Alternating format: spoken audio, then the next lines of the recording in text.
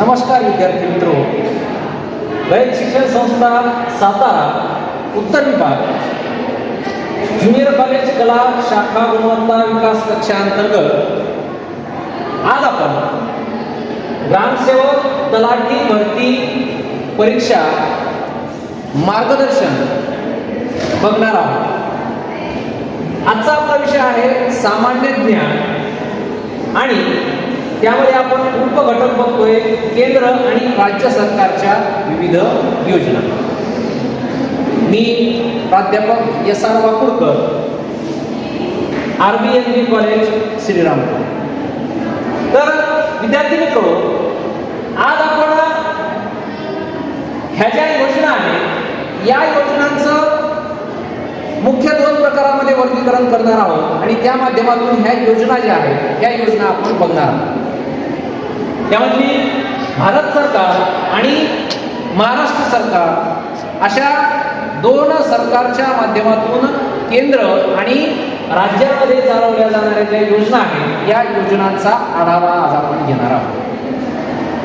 ह्या योजना ज्या आहेत ह्या योजना भारताच्या प्रगतीमध्ये आणि सामाजिक न्यायाच्या स्थापनेत या योजनेचा महत्त्वाचा वाटा असलेला आपल्याला दिसून येतो की ज्यामध्ये केंद्र आणि राज्य यांच्या मार्फत ह्या योजना राबवल्या जातात आणि त्यांची अंमलबजावणी जी आहे ती अंमलबजावणी केली जाते.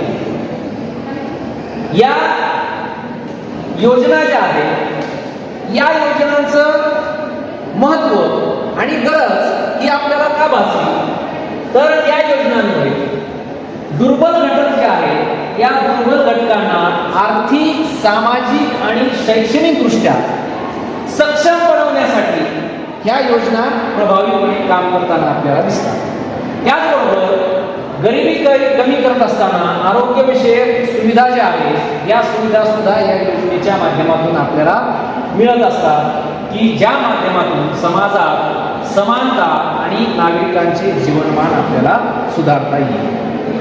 तर ह्या ज्या योजना आहेत ह्या सामाजिक समता, आरोग्य, शिक्षण आणि आर्थिक विकास जो आहे तो नागरिकांचा घडवून आणत असतात. तर या योजनांचे वर्गीकरण आपण बघितल्याप्रमाणे केंद्र सरकार आणि राज्य सरकार अशा दोन भागामध्ये आपण केलेलं दिसतं की ज्यामध्ये केंद्र सरकार आणि राज्य सरकार हे दोन्ही आपापल्या स्तरावर योजना चालवताना आपल्याला दिसून येतात की ज्यामध्ये केंद्राच्या योजना या संपूर्ण देशामध्ये राबवल्या जातात आणि राज्य सरकार जे आहे त्यांच्या योजना आपल्या घटक राज्याचा विचार करून आपल्या राज्याच्या गरजा लक्षात घेऊन त्या राज्यामध्ये राबवताना आपल्याला दिसून येतं. इथं बघू शकतो आपण केंद्र सरकारच्या योजना या संपूर्ण देशामध्ये लागू असतात, राष्ट्रीय उद्दिष्टावर लक्ष केंद्रित करतात.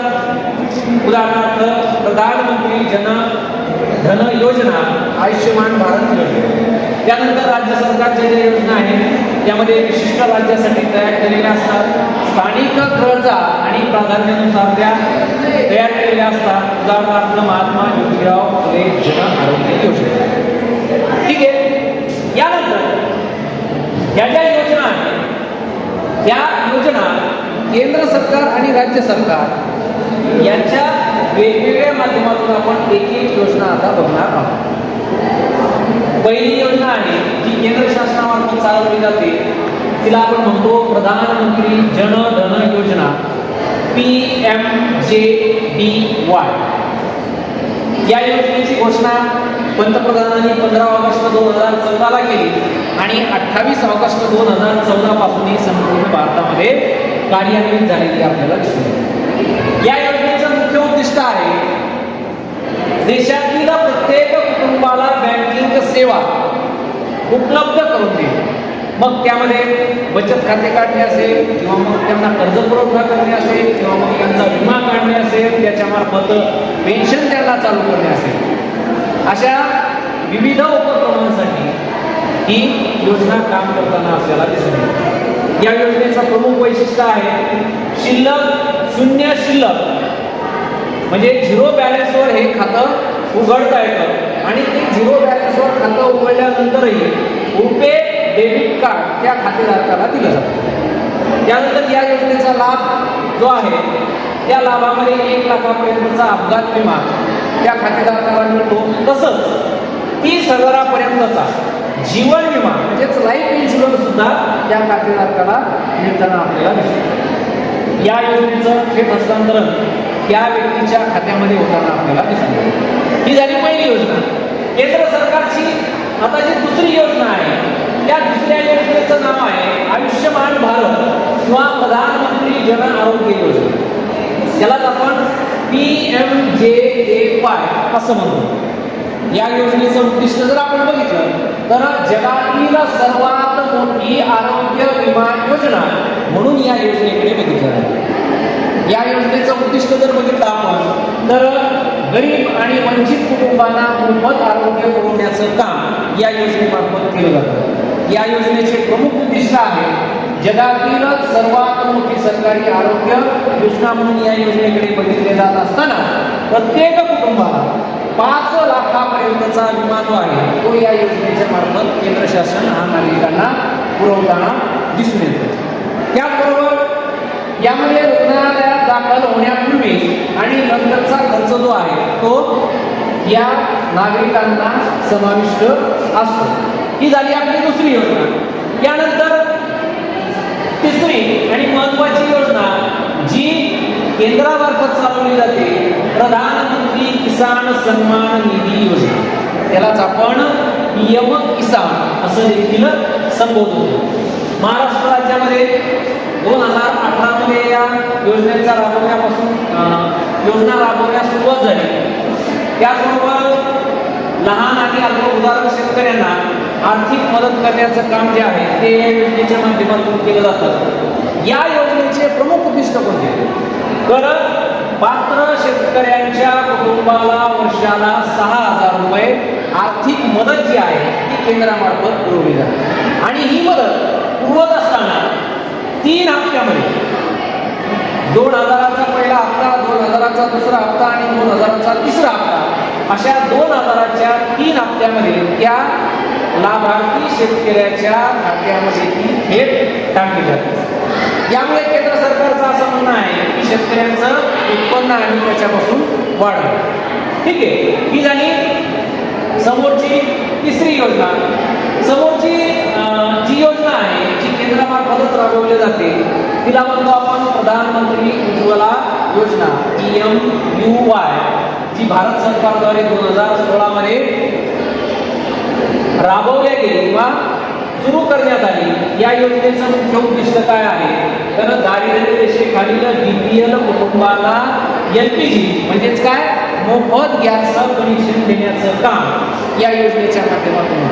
त्याचबरोबर स्वच्छ इंधन पुरवण्याचं काम या योजनेच्या माध्यमातून होतं. प्रमुख वैशिष्ट्य जर आपण या योजनेचे बघितले तर महिलांच्या नावाने कनेक्शन या योजनेमध्ये दिलं जातं. नंतर महिलांचे सक्षमीकरण व त्यांच्या आरोग्याची निगा राखण्याचं महत्त्वाचं वैशिष्ट्य जे आहे ते सुद्धा या योजनेमध्ये असलेलं आपल्याला दिसून येतं. त्यानंतर ग्रामीण भागामध्ये धुरामुळे होणारे जे आजार आहेत हे कमी करण्याचं उद्दिष्ट सुद्धा या योजनेचं असलेलं आपल्याला दिसून येईल.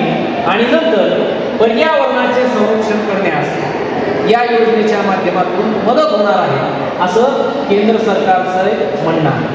त्यानंतर समोरची जी योजना आहे जी केंद्रामार्फत चालवली जाते आणि आपण बघतोय त्याच्यामधली 5वी योजना प्रधानमंत्री आवास योजना PMAY. या योजनेचं जे उद्दिष्ट आहे त्या उद्दिष्टामध्ये 2022 पर्यंत सर्वांसाठी घरं उपलब्ध करून देण्याचं उद्दिष्ट हे केंद्राने समोर ठेवलेलं आपल्याला दिसून येते. आणि या योजनेच्या माध्यमातून गरीब कुटुंबांना घर मिळवून देण्याचं जे मुख्य उद्दिष्ट आहे हे केंद्राच्या समोर असताना आपण बघू शकतो. या योजनेचे महत्त्वाचे वैशिष्ट्यामध्ये आपण बघू शकतो की शहरी भागातील गरिबांना परवडणारी घरे आणि तसेच ग्रामीण भागातील बेघरांना पक्की घरे देण्याचं काम या योजनेमार्फत होताना आपल्याला दिसतं. म्हणजे आपल्या लक्षात येतं की प्रधानमंत्री आवास योजना जी आहे ही शहरी आणि ग्रामीण अशा दोन्ही भागामध्ये सुद्धा राबवलेली आपल्याला दिसून येते. यामध्ये राज्य सरकारकडून सुद्धा घर बांधणीसाठी किंवा मग ती खरेदीसाठी काही प्रमाणात सबसिडी दिली जाते. तर अशा प्रकारे आपण ह्या 5 योजना बघितल्या ज्या की केंद्र सरकारमार्फत चालवल्या जातात. याच प्रमाणे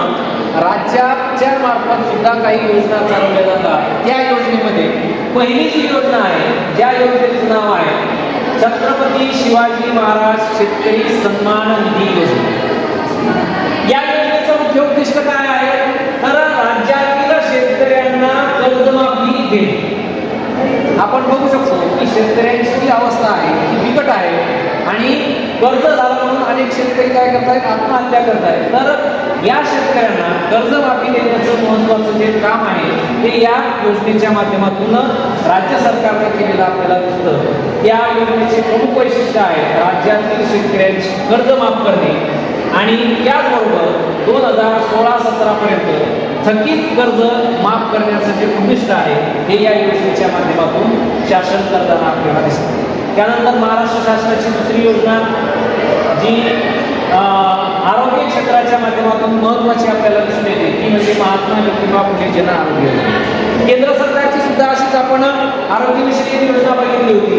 तशीच राज्य सरकारने सुद्धा आपल्या नागरिकांना जे त्यांचं आरोग्य आहे हे आरोग्य सुधारण्यासाठी किंवा आरोग्यविषयक सुविधा मिळण्यासाठी ही योजना चालू केलेली आपल्याला दिसून येते की ज्यामध्ये राज्यातील गरीब आणि गरजू कुटुंबांना गंभीर आजारावर उपचार घेण्यासाठी आर्थिक सहाय्य या योजनेच्या माध्यमातून केलं जातं. या योजनेची प्रमुख उद्दिष्ट वैशिष्ट्य आहे कुटुंबाला दरवर्षी 1.5 लाखापर्यंतचा आरोग्य विमा या योजनेच्या माध्यमातून दिला जातो. तसेच ज्या विविध प्रकारच्या शस्त्रक्रिया असतात किंवा त्याला आपण ऑपरेशन म्हणतो या शस्त्रक्रियांचा आणि उपचारांचा समावेश जो आहे तो या योजनेमध्ये असलेला आपल्याला दिसून येतो. त्यानंतर समोरची राज्य शासनामार्फत राबवली जाणारी जी योजना आहे ती आहे संजय गांधी निराधार योजना. ही संजय गांधी निराधार योजना जी आहे ही योजना समाजातील निराधार व्यक्तींना आर्थिक मदत पुरवण्यासाठी किंवा आर्थिक मदत देण्यासाठी महाराष्ट्र शासनाच्या सामाजिक व न्याय विशेष सहाय्य विभागामार्फत राबवली जाते. आणि या योजनेचे प्रमुख वैशिष्ट्य जर आपण बघितले तर निराधार वृद्ध, अपंग, विधवा, घटस्फोटी, महिला आणि अनाथ मुलांना मासिक पेन्शन देण्याचं काम या योजनेच्या माध्यमातून राज्य सरकार करताना आपल्याला दिसते. त्यानंतर समोरची योजना जी महाराष्ट्र शासनाच्या माध्यमातून राबवली जाते ती म्हणजे मुख्यमंत्री जलयुक्त शिवार योजना. पाण्याचा साठा वाढवण्यासाठी भूगर्भातील पाण्याची जी पातळी आहे ती आज आपल्याला कमी होताना दिसते. ती भूगर्भातील पाण्याची पातळी वाढवण्यासाठी तसेच महाराष्ट्राला दुष्काळमुक्त करण्यासाठी महाराष्ट्र शासनाने महाराष्ट्र जलयुक्त शिवार योजना ही राबवलेली आपल्याला दिसते. या योजनेचे प्रमुख वैशिष्ट्य जर आपण बघितले तर गावागावात पाणी साठवण्यासाठी लहान बंधारे, तलाव, नाले यांचं खोलीकरणाचं काम या योजनेच्या माध्यमातून महाराष्ट्र सरकार जे आहे ते करताना दिसतं. त्यामध्ये भूजल पातळी वाढवण्यास मदत आणि शेतीला मुबलक पाणी उपलब्ध करून देण्यासाठी ही योजना महाराष्ट्र सरकारने राबवलेली आपण बघू शकतो. त्यानंतर समोरची योजना आहे मुख्यमंत्री रोजगार निर्मिती कार्यक्रम. या योजनेच्या माध्यमातून महाराष्ट्र शासन जे आहे राज्यातील बेरोजगार तरुणांना स्वतःचा व्यवसाय सुरू करण्यासाठी मदत करते आणि त्या माध्यमातून तरुणांना किंवा तरुणांच्या हाताला रोजगार देण्याचं काम जे आहे हे शासन करताना आपल्याला दिसून येतं. या योजनेचे मुख्य वैशिष्ट्य जर बघितले तर उद्योग सुरू करण्यासाठी बँक या तरुणांना कर्ज उपलब्ध करून देते. त्याचबरोबर त्या कर्जावर सबसिडी सुद्धा इथं शासनाकडून मिळताना आपल्याला दिसून येते. यामुळे तरुणांमध्ये उद्योजकता वाढवता येईल किंवा उद्योजकता वाढवण्यास मदत होईल असं शासनाचं म्हणणं आहे. आणि त्याचमध्ये 50 लाखापर्यंतचं विनातारण कर्ज जे आहे हे शासनाच्या माध्यमातून लोकांना किंवा तरुणांना हे दिलं जातं. तर मित्रांनो, आपण केंद्र सरकार आणि राज्य सरकार अशा दोन्ही योजनांचा आपण इथं आढावा घेतलेला आपल्याला दिसून येतो.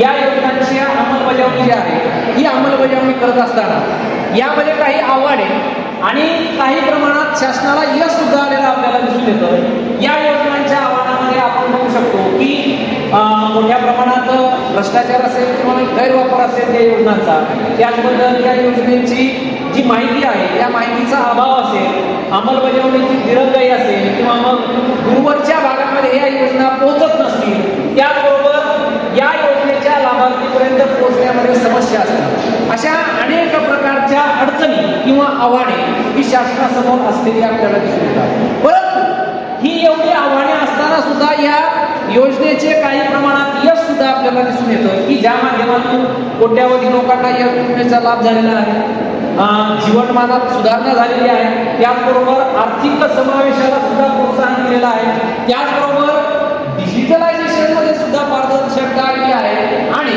आरोग्य आणि शिक्षणात सुद्धा लोकांच्या वाढ झालेली आपल्याला या योजनेमध्ये दिसून येते. तर मित्र, आज आपण अशा प्रकारे केंद्र सरकार आणि राज्य सरकार यांच्यामार्फत चालवल्या जाणाऱ्या ज्या कल्याणकारी योजना आहेत त्या कल्याणकारी योजनांचा आढावा घेतला.